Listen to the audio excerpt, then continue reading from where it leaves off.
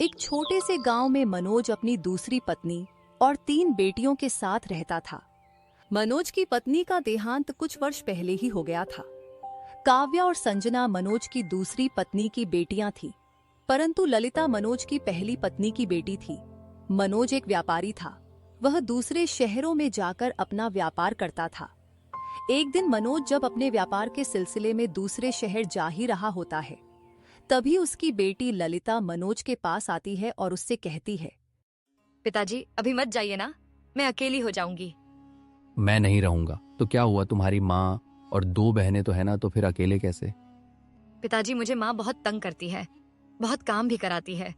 जब आप नहीं होते हो तो वह मुझे और भी ज्यादा तंग करती है। पिताजी आप मुझे अकेले छोड़कर मत जाइए।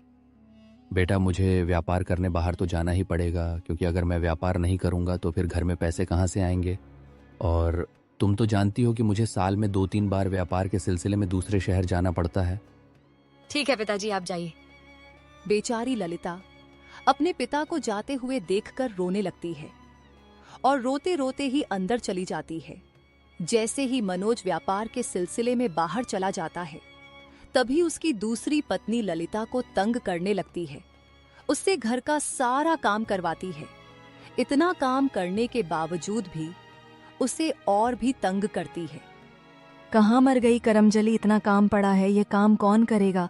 बस केवल मुफ्त में बैठकर खाती रहती है और दिन भर सोती रहती है। माँ आप मुझे क्यों तंग करती हो? मैं इतना काम करती हूँ फिर भी आप मुझे तंग करती हो। आपकी बेटियाँ तो कुछ काम भी नहीं करती हैं, फिर भी आप उन्हें कुछ नहीं बोलती हो। और मैं जो सारा काम करती हूँ फिर भी आप मुझ पर चिल्लाती हो। और आप मुझे ठीक से खाना भी नहीं देती हो और ना ही मुझसे ठीक से बात करती हो। तेरी इतनी हिम्मत, तू मुझसे जुबान लड़ाएगी? जा चुपचाप काम कर जाकर मेरी बेटियों की बराबरी करेगी। अपनी शक्ल देखी है तूने, मेरी बिटिया तो राजकुमारी है, उनकी बराबरी कोई नहीं कर सकता। तभी वहां सरिता की दोनों बेटियां आ जाती हैं। क्या हुआ माँ, क्यों चिल्ला रही हो इस ललिता पर? अब क्या किया है इसने? जैसे ही तेरे पिता यहाँ से गए तो ये अपना रूप दिखाने लगी। मुझसे जुबान लड़ा रही है और बोल रही थी कि तुम अपनी बेटियों को काम नहीं बताती हो, मैं ही सारा काम करती हूँ। बोलती है कि आपकी बेटियां बस घर में आराम करती रहती है। मैंने बोला कि मेरी बेटियां तो राजकुमारी हैं, उनकी बराबरी तू क्या कोई भी नहीं कर सकता। हाँ माँ, राजकुमारी तो मैं हूँ और यह ललिता मेरी क्या बराबरी करेगी? मेरी बराबरी तो महेलों की राजकुमारियां भी नहीं कर सकती हैं। हाँ मेरी बेटी, तू तो राजकुमारी है। अच्छा चल आराम कर, जाकर थक गई होगी, कितनी दुबली हो गई है तू, कुछ खाया कर नहीं तो बीमार पड़ जाएगी। और तू ललिता सुन, घर का सारा काम हो जाना चाहिए, आज हम लोग बाहर घूमने के लिए जा रहे हैं। माँ आपके आने से पहले मैं सारा काम कर दूंगी। फिर वह तीनों आराम से घूमने के लिए चली जाती है और बेचारी ललिता घर में अकेले रहती है और घर का सारा काम करती है। और कुछ ही देर में जब ललिता का सारा काम खत्म हो जाता है तो वह आराम से बैठ जाती है। तभी सरिता और उसकी दोनों बेटियां संजना और काव्या वहां आ जाते हैं। जैसे ही ललिता उन तीनों को देखती है, वह तुरंत बोलती है, काव्य दीदी मैंने सारा काम कर लिया था। आप जब आई है उससे कुछ ही देर पहले मेरा सारा काम खत्म हो गया था, इसीलिए मैं आराम से बैठ गई थी। और आप देख लीजिए अब पूरा काम हो गया है। ठीक है, जा मेरे लिए एक गिलास पानी लेकर आ, मैं बहुत थक गई हूँ। ठीक है दीदी, अभी लाती हूँ। फिर ललिता उन तीनों के लिए पानी लेकर आती है। पानी पीकर सरिता ललिता से कहती है, चल अब जल्दी से हम तीनों के लिए कुछ खाने को बना दे, बहुत जोरों की भूख लगी है। और जल्दी बनाना, ज्यादा टाइम मत लगाना, क्योंकि तेरे हाथ बहुत धीरे चलते हैं ना, जल्दी जल्दी हाथ चलाना। ठीक है माँ, अभी बना देती हूँ। और फिर ललिता उन तीनों के लिए खाना बनाती है और वह तीनों आराम से खाना खाकर सो जाते हैं। सारा खाना भी खत्म हो जाता है। जो कुछ थोड़ा सा उन तीनों के प्लेट में बचा हुआ था, वही झूठा खाना ललिता खाकर वह भी आराम से सो जाती है। अगली सुबह महल से आयोजन आता है। सुनो सुनो भाइयों और बहनों, कल महल में एक आयोजन है। राजा अपने राजकुमार के लिए सुंदर सुंदर कन्याओं को आयोजित कर रहे हैं।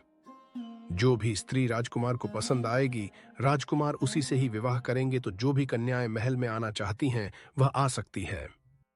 मंत्री की यह बात काव्या सुन लेती है और वह तुरंत ही अपने घर जाती है और यह बात अपनी माँ सरिता को बताती है।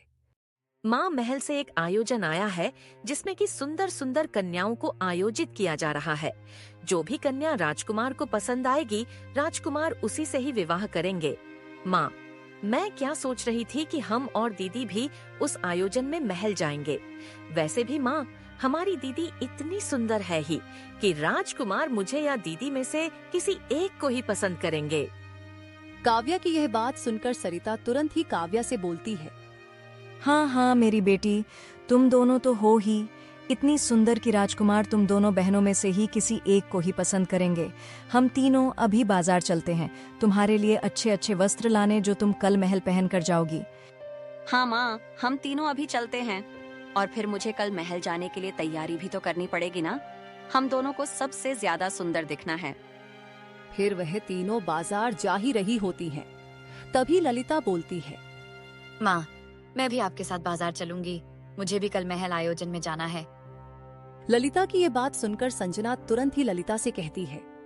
अपनी शक्ल देखी है तूने? राजकुमार तेरी जैसी नौकरानी को पसंद करेंगे। तुझे महल जाने की कोई जरूरत नहीं है।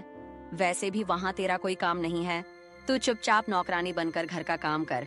तेरे जैसी नौकरानी को कोई पसंद नहीं करेगा। मैं ये थोड़ी ना बोल रही हूँ कि राजकुमार मुझसे शादी कर ले या मुझे पसंद कर ले। मैं तो बस महल इसलिए जाना चाहती हूँ। बहुत दिन हो गए, मैं कभी महल नहीं गई। आज तक मैंने महल भी नहीं देखा। जब माँ थी तब एक बार गई थी। अब तो मुझे याद भी नहीं है कि महल कैसा है। बस मुझे देखना है। ललिता की एक बात सुनकर सरिता तुरंत बोलती है।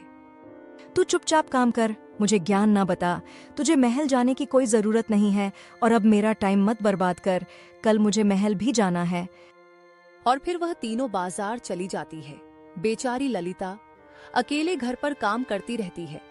कुछ ही देर में वह तीनों अपने अपने लिए सुंदर सुंदर वस्त्र लेकर घर आ जाते हैं।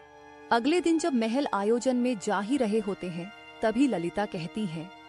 माँ, मैं भी चलूं। आयोजन में मुझे अच्छे वस्त्र नहीं चाहिए।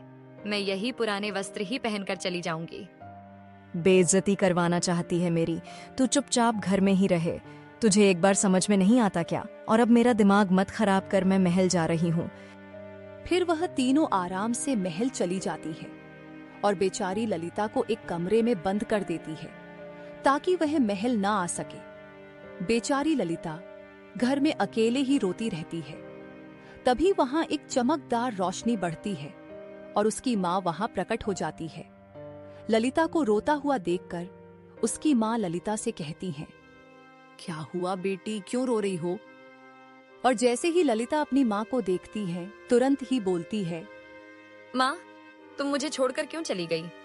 माँ, काव्या और संजना दोनों महल गई हैं आयोजन में, पर मेरे पास कपड़े ही नहीं हैं। मैं कैसे जाऊं? मुझे भी महल जाना है। तू चिंता मत कर बेटी, मैं अभी तुझे एक सुंदर सी राजकुमारी बना देती हूँ। और फिर हल्की सी रोशनी होती है और ललिता के बेकार कपड़े एक अच्छे गाउन में बदल जाते हैं। और ललिता जैसी ही अपने सुंदर सी गाउन को देखती है, वह बहुत ही ज्यादा खुश हो जाती है और तुरंत ही अपनी माँ से कहती है। शुक्रिया माँ। इसमें शुक्रिया कहने की कौन सी बात है मेरी बच्ची। अच्छा, अब तू जल्दी से महल जा। मेरी प्यारी सी राजकुमारी का राजकुमार इंतजार कर रहे होंगे। ठीक है माँ, मैं अभी महल जाती हूँ। फिर ललिता महल पहुंच जाती है। महल में बहुत सारी राजकुमारियां और कई स्त्रियां आई होती हैं, परंतु ललिता उन सभी से बिल्कुल अलग लग रही होती है।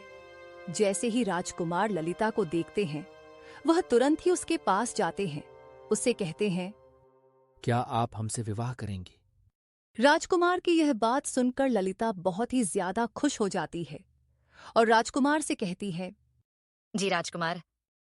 और फिर वह दोनों विवाह कर लेते हैं और फिर ललिता खुशी खुशी राजकुमार के साथ महल में ही रहने लगती है।